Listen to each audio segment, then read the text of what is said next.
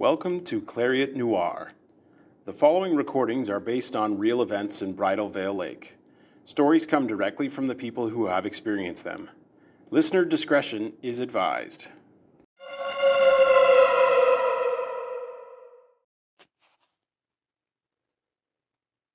The Crusader by Adam Wilson. I was a member of the unfortunately named Crusaders, a kind of Pentecostal knockoff of the Boy Scouts. My church purchased the scout house for a low price after the tragedy that occurred there. No, I don't know exactly what happened. I was only 10 at the time, and nobody told me. I heard the rumors like everyone else, and it's impossible to know what transformations the truth underwent in the mouths of gossipers. I am exceptionally old now, but my memory of the night I spent in the scout house with the other members remains clear. The polished wooden floors, and our banner, and the uniforms filled me with pride at the time. I felt a part of something important and good. These positives were enough to suppress or dismiss the ill feeling that began in my stomach the moment I stepped over the threshold. Our church leaders looked about the same as I felt, pale and tired and uneasy. So did many of the other boys. We were served a barbecue dinner, and hardly anyone ate. I think I managed a single cob before quitting. One of the youth pastors gave a lackluster sermon on remaining true to God or some such thing. We listened from our sleeping bags arranged on the second-floor loft, peering through the wood balusters, while crickets sang outside the open windows. Only a few lanterns lit the floor below, and they would soon be gone. For the wise ones of the church and the Crusaders had a task for us tonight. Brave total darkness, with only our brothers and God for support. If it isn't clear, I gave up the Pentecostal church, and all religion since then. These reckless ideas were too common in this church in particular. The leaders left, and about 15 boys were together on the second floor.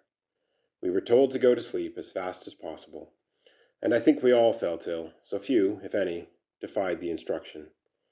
Yet I couldn't fall asleep. I blamed the unfamiliar surroundings, the hard floor, the lack of a good pillow. These causes were rational, and all were an argument against my true feelings.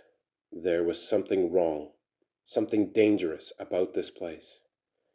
I desperately wanted to leave, but didn't dare defy the Crusaders' expectations. What would my parents think of me?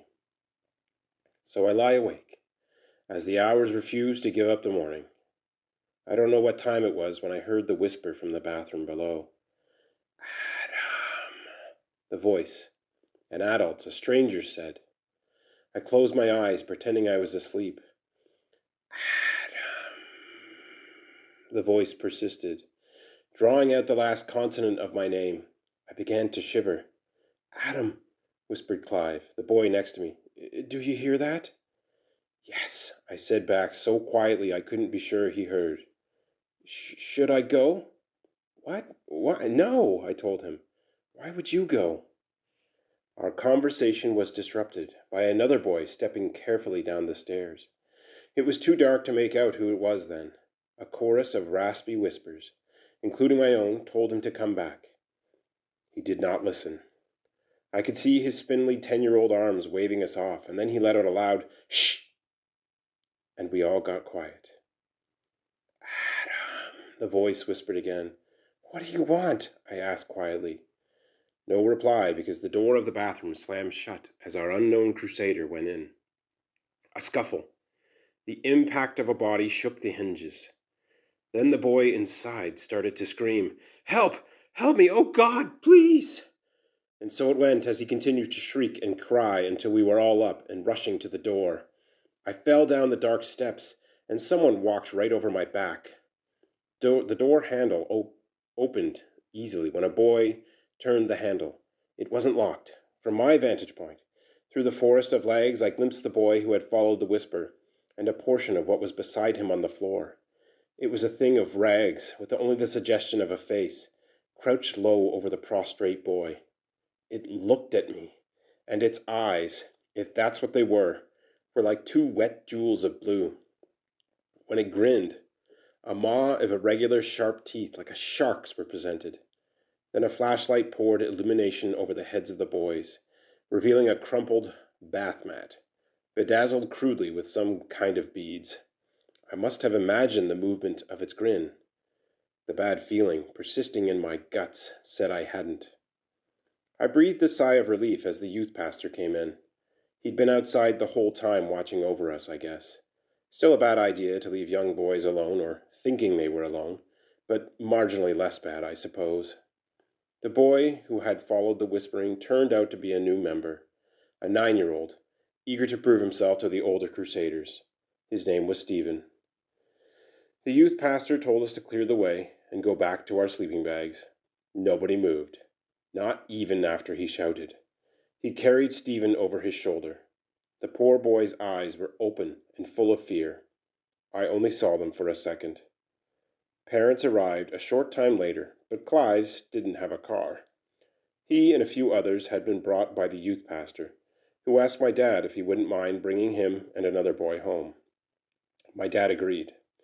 He was confused about what had happened, though, and asked us about it since the youth pastor had given no explanations beyond Stephen being ill. I heard somebody whispering my name from the downstairs bathroom, I told him. I remember staring at my shoes and wondering if I should tell him about what I thought I saw in the dark. Bath mats don't grin. I hadn't imagined it. I was sure at that moment. Somebody was in the bathroom? He kept his eyes on the road. Bridal Veil Lake was very different from now. Mostly farms between us and the collection of houses for the auto factory workers. It was very dark, and I was afraid to look outside, afraid I'd see it again. I didn't know how to tell him I didn't think it was a person. But Clive spoke up from the back seat then. It didn't whisper your name, Adam. It whispered mine.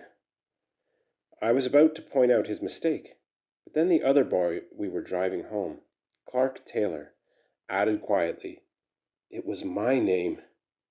We didn't look at one another. We were quiet the rest of the trip. A shiver ran through my dad. The Crusaders moved back to the church basement and quietly folded all together a year and a half later. I'm not sure what the church did with the scout house after. My parents threw out my uniform.